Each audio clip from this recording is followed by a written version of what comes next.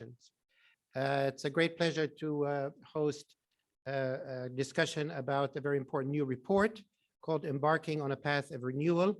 This report was prepared by the Commission on Stabilization and Growth in the Middle East and North Africa, and it's an honor to be partnered with the Economic Research Forum based in Cairo and Dr. Ibrahim Elbadawi, who's with us here today, partnering on this event, as well as partnering with the Finance for Development Lab, which is a Paris-based think tank with participants from all over the world, sort of a network of economic and finance experts focused on building a fairer international financial architecture and marshaling financial sort of thinking and policy towards sustainable and inclusive development. From that institution, Dr. Ishac Diwan, who is the research director, is partnering for this event. Those two institutions partnered on the launch of this report.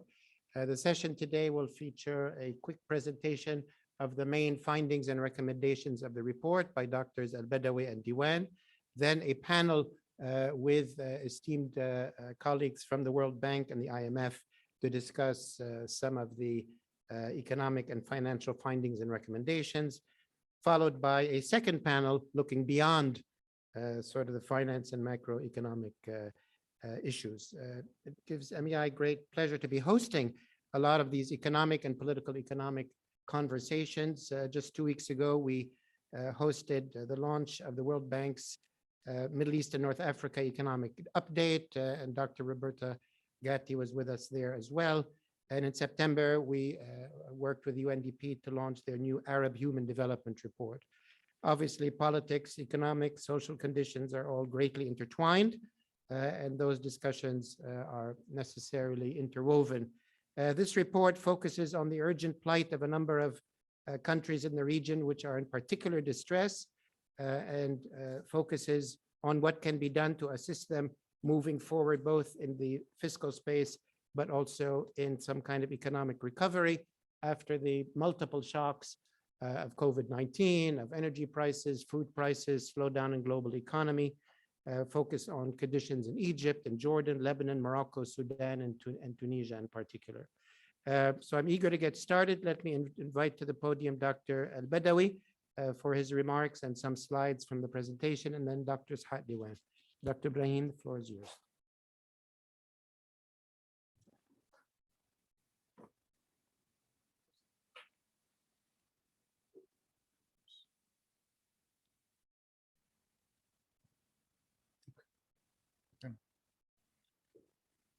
Thank you very much, Paul. It's really a pleasure to be here at the Middle East Institute, and we're very grateful for the opportunity to present our joint report, the Economic Research Forum and the Finance for Development Lab.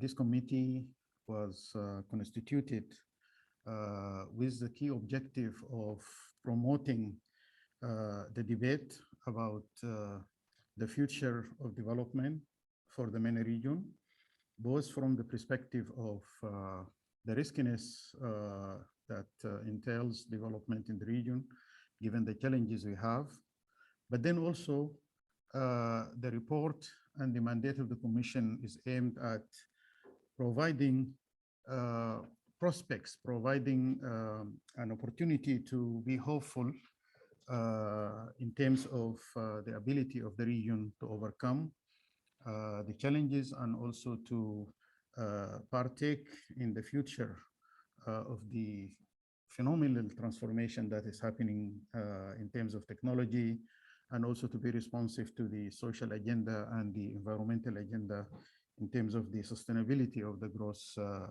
program. The report, which we'll present today, will be actually will give a kind of a regional perspective focusing on the big issues, but then it will also motivate detailed case studies that will be developed in the individual countries by leading researchers and policymakers, former policymakers from these regions. And I would like also to to extend our thanks and appreciation to the IDRC, the Canadian IDRC, for supporting this project and for actually engaging with us in a very productive way and useful way in terms of the future development issues and concerns for the region.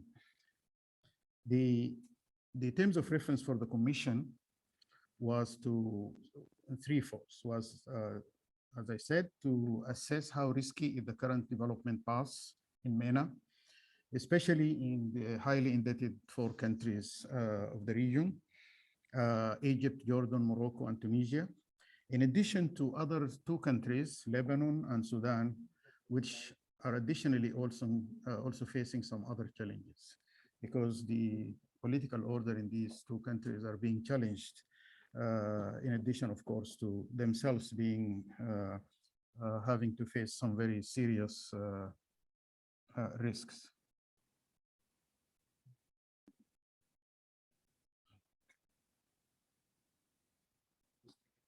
Yeah. Okay.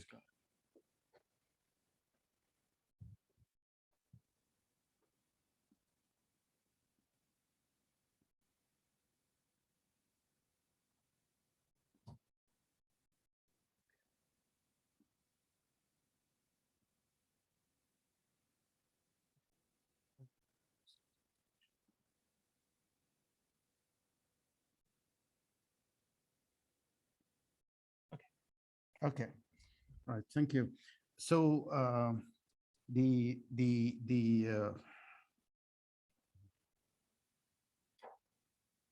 move up.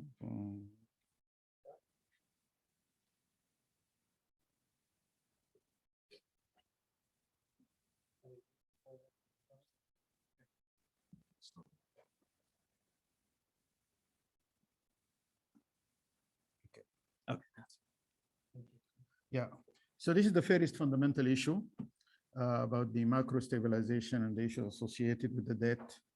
And then the question is how to avoid financial crises and recessions and initiate and sustain inclusive and more sustainable growth, emphasizing the importance of growth. And then the third fundamental issue, what reforms are needed? Debt workouts and stabilization measures, innovative economic, social, and climate-related structural reforms, and improvement in governance and state capacity. 2 fundamental features, I already mentioned one of them, is that the Commission was tasked with the responsibility and expected not to shy away from addressing the political choices that confront the MENA societies, because realistically, actually, reforms is deeply political issue and requires confronting these issues, openly and transparently and objectively. And of course, as I just said, this report will be followed by in-depth case studies. The Commission itself is composed of leading researchers and policymakers from the 6 countries. And very quickly, I'll mention Nisreen Barakat and Omar Razaz from Jordan, Leila Baghdadi and Mustafa Nabli from Tunisia, Ishac Diwan and Maha Yahya from Lebanon, Nada Isa and Ibrahim Elbadawi from Sudan, Alia Mahdi and Mahmoud Muhiddin from Egypt, and then Karim Al-Innawi from Morocco. And all of these people are heavily involved in the research, the policy debate and discussions in their respective countries, as well as, of course, they are leading contributors to the ERF network and FDL as well. There are 4 key messages that I would like to briefly highlight. The first key message is that the current path would definitely lead to financial crisis if not addressed. However, austerity-only adjustment will lead to social crisis. So there is an important message here that austerity without growth is very risky from the perspective of the social and political stability. The second message is that IMF program, and we're happy, of course, to have Jihad with us here, as well as Dr. Masoud Ahmed as well. And hopefully they will say something about this. So the IMF programs is very important. That work out will be an important task for them, but they are not likely to be sufficient. We need a national renewal plan, credible enough to ignite growth. Ishac will hopefully find time to elaborate a little bit more on this.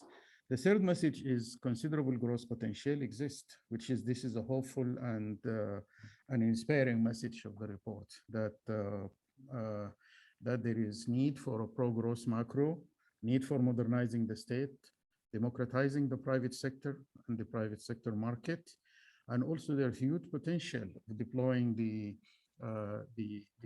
digital technology and other advances in the high-tech revolution to not only to deal with growth, to promote growth, but also to use it as a medium for cash transfers and other social services and so on. But then also there is potential for dealing with global warming and deglobalization and regionalism. But my understanding, or our understanding, is not really like closing the economy, but ensuring that also there are indigenous capabilities through reshoring, through rehabilitation of global value chains at the regional level, which entails rethinking the regional cooperation to support the national development agenda. Finally, the fourth message is that economic reforms are eminently political, as we said. We need to entice opposition and engage them and mobilize support and to generate trust and confidence in the future.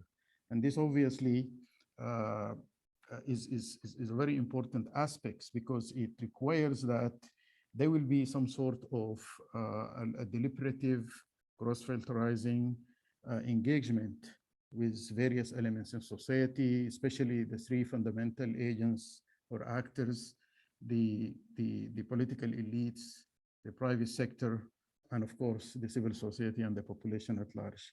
So let me now turn over the floor to Ishac, who is going to start by giving an overall diagnostics and then elaborate on these key messages. Thank you. Thank you, Ibrahim, and thanks to the MEI for the invitation to speak here, and to all the members of the panel. I think this promises to be a very interesting session. There's lots of reports on the Middle East, on the problems, on some of the solutions, on how to deal with fiscal issues, particular growth issues. There are beautiful reports that came up this year here from the World Bank, from the IMF. There are some regional reports as well. So one question is, why another report? And as Ibrahim said, we've asked the Commission members to speak with brutal honesty about the very grave situation in which the oil importers are now, an unprecedented grave situation that we haven't seen really since the 70s or so, that risks bringing at least the oil importer countries decades back if the situation is not addressed in a forceful manner. And so besides the brutal honesty, the group wanted to really come up with homegrown aspirations for what is possible, focusing a lot on the political constraints and the political courage that is needed to push for good change. And so the main messages, as you said, that I will elaborate a little bit on, not much, is that not doing anything risks a very grave financial crisis. Dealing with the shocks simply by tightening our belts will lead to most likely to a very grave social crisis, because it's not that little shock that is the problem, but rather old problems that have festered, that haven't been taken care of, and new challenges that must be addressed. And that therefore growth is possible, as you said, and growth is needed and is the only way out over time, out of that crisis. It's of course good for its own sake as well. And it's possible. There are growth opportunities right now. And finally, that moving in this direction is an eminently political act. And politicians' role is not simply to maintain the security and to live for another year, but the time has come really to stop pushing the can down the road and to make it their main role really to be able to move these economies and the citizens towards fulfilling their full potential and avoiding the grave risks ahead. So I simply want to magnify some of those messages. You see the report is short and easy to read and is now on all the websites. You see here the Lebanon and Sudan debt to GDP over time has shot up to over 100%, 150% of GDP. The two countries are in a very grave financial crisis. And the challenge for the other countries, Egypt, Jordan, Morocco, and Tunisia, that are seeing the same movements in their debt to GDP ratio since really the 2010, after improvement before that, inexorably rising curves, and then getting a little bit worse in the last few years with COVID and this current year with the tightness coming from the global market, from fuel and food prices as well. And so a constant deterioration due in part to an easy fiscal, I mean, dealing with the tough years after the Arab Spring by expanding fiscally, and also to a large extent by bad debt dynamics. That is no growth, very little growth in the 2010s, while interest rates are rising slowly on domestic debt in particular. So bad debt dynamics and an easy fiscal policy to deal with social problems leading towards a point where this will not be possible. It will not be possible to manage a tough social situation by simply spending, and other solutions have to be thought about to avoid the risks, which are the debt service, increasingly squeezing on expenditure.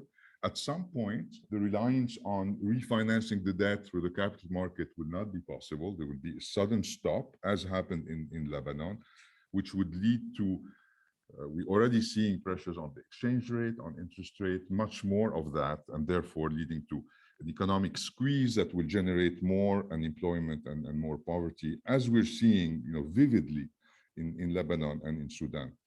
And so a bit more technically, and I'm sure Jihad will talk about that, the debt sustainability analysis, as you see, has a lot of red. We've looked at three scenarios, one which is the old IMF scenario, which is being updated now. A second one, a historical scenario. If historical trends of the past 10 years continue, what happens? Lots of red. The debt ratios go over 100% of GDP, which is massive and unsustainable. And if you add the new shocks, even more red. Morocco looks a little bit better in the between 80 and 100% of GDP, still a high risk, but the other countries move a lot into debt distress.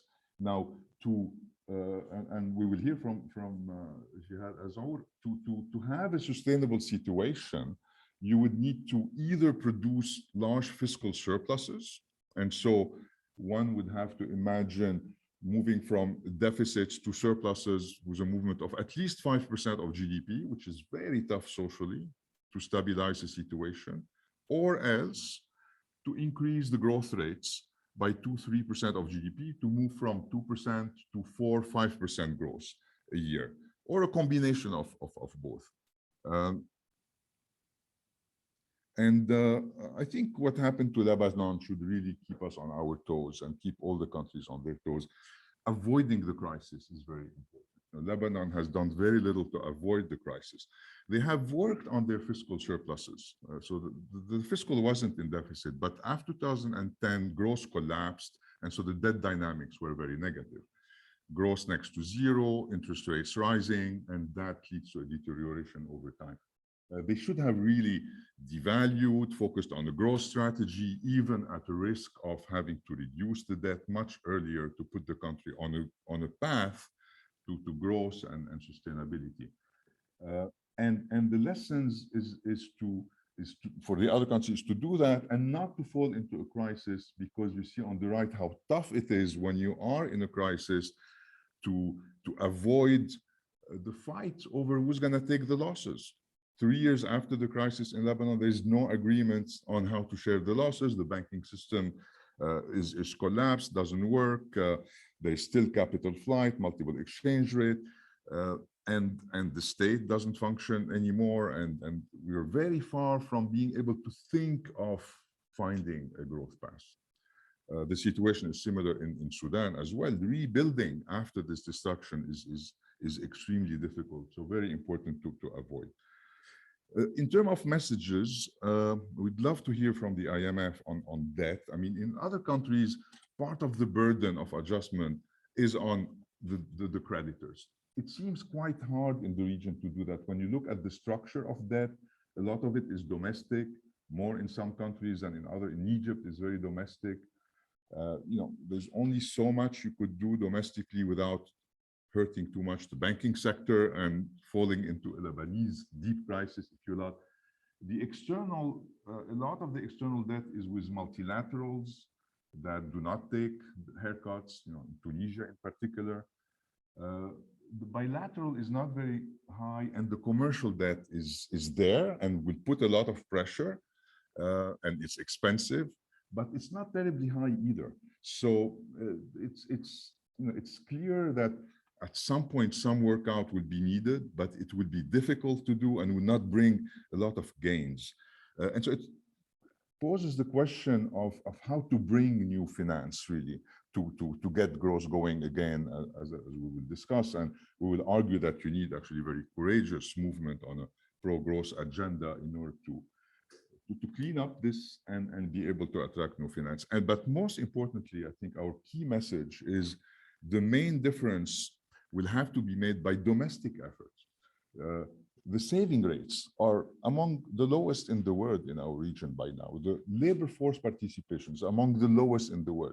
The tax revenues are very low. The environment has been such that nobody gains by putting efforts, innovate, work hard. And this would be really the first thing to get a movement towards embarking on a new growth path, is to increase, is to decide and agree to work harder for this better future. The second message is, I mean, the core message, therefore, is that inaction will lead to crisis, but austerity alone, this 5% movement, will be super destabilizing from a social perspective because of two reasons. We've had 10 years of social aspirations and demands and riots that were stopped by COVID, but could come back any moment. And more importantly, the social situation is very poor, poverty has risen, unemployment is very high. And to keep tightening one's belt without seeing the end of the tunnel, especially prone to a situation of despair. So the goal of a growth strategy is also to bring back hope so that one accepts a short-term sacrifice for some gains in the future. And so we say growth is the only solution, and the fear is really of a vicious cycle otherwise. So on IMF support, absolutely necessary, but since we're in Washington, the question really for us is how to have a broader national program that the IMF and the World Bank can support, that focuses on stabilization and growth and manages to be generous and attract funding for this new strategy, but with tighter conditionality, so that we're not pushing the can down the road for another year or 2 years, but really starting to deal very seriously with the situation.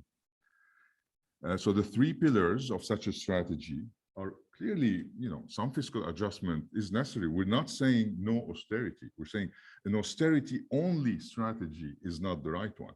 But part of the strategy got to be to cut expenditure and to move expenditure to the right lines, most importantly. Secondly, to ignite growth. And thirdly, to muster the political will to do it. This table shows you what's possible. I mean, you have the growth rates in the 2000s, in the first column, which you could compare to the growth rate in the last decade. They are less than half. So growth has collapsed. And part of the reason, the important part, is total investment has collapsed. Partly public investment because of budget constraint, but also private investment, which is at the lowest we've literally ever seen it in Egypt and in Jordan and in Tunisia as well. So the confidence in the economy, the will to invest is also very much down. And so a big push is needed to change private sector expectations so that they have hope in the future. Now, I need to go a little faster on expenditure. Nothing really to add to the great reports that we have. You have to cut expenditure and you have mostly to shift them to something else. Now, in terms of cutting the fat, there is fat, and it's going to take political courage to reduce that fat because there are veto players that either push for very high public sector wages in Tunisia, or that push for high interest rate and domestic debt service in Egypt, or a middle class urban that push for high subsidies because they don't trust that the state can spend the money better in many countries. And so cutting deeply into these expenditure must be part of a political deal to spend on something else. I mean, it's important to muster, if you like, support from those that can gain from reform and consolidate that support in order to be able to deal with these veto players. So many new needs that are needed on the right-hand side, that improving investment in human capital, absolutely central, investment in infrastructure, tackle climate change, absolutely central, new challenge, and across the board, improving the efficiency of expenditure, and in particular by using new technologies much better, especially digital technologies. Now, on growth,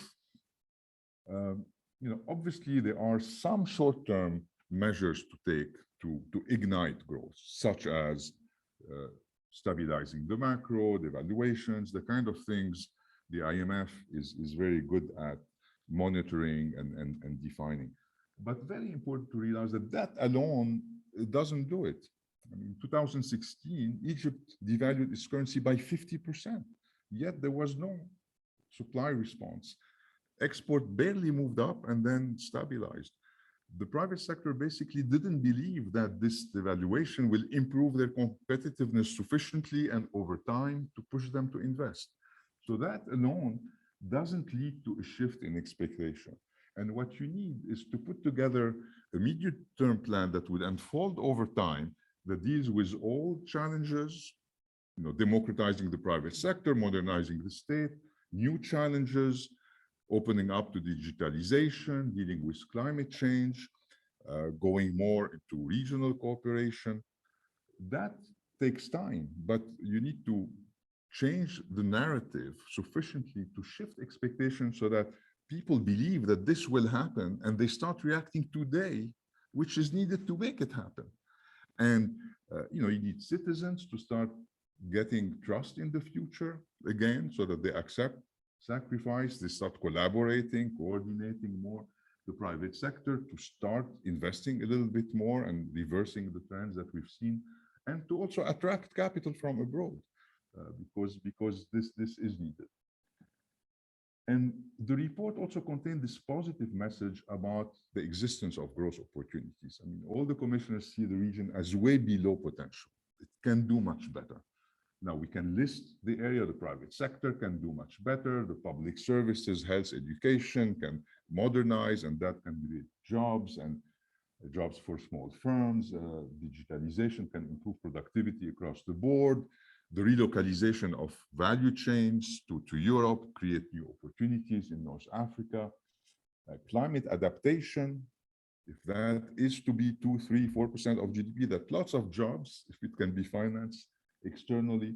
regional cooperation. Now, we have no blueprints about how to do that. And I think Mustafa will talk about the difficulty of telling the decision makers what to do. They got to figure out the process of discovery.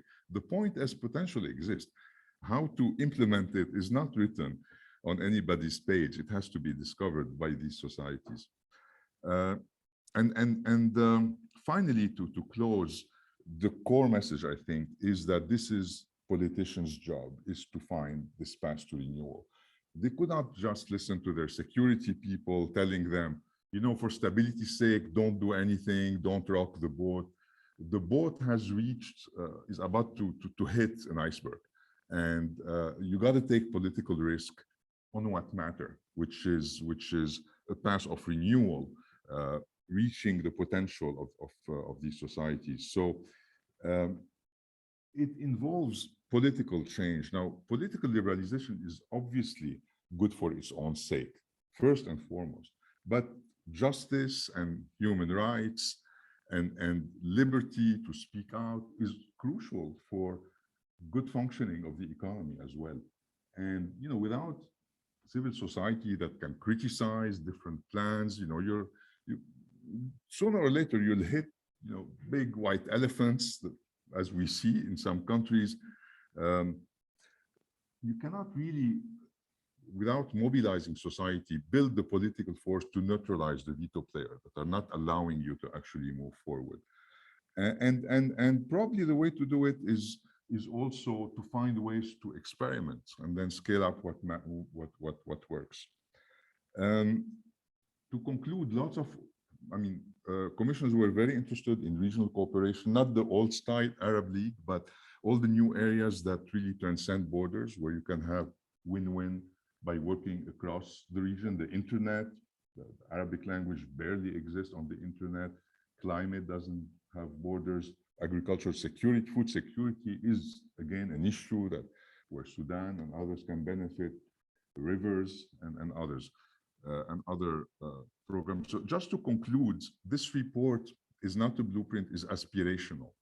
And it's meant to open up debates in society so that there is more effort into thinking about the risks ahead and what else can be done, but also to mobilize the region to have more voice in the international debates that are now shaping the new rules. And we'd love to hear later Masoud talk about that as well. Thank you. Thank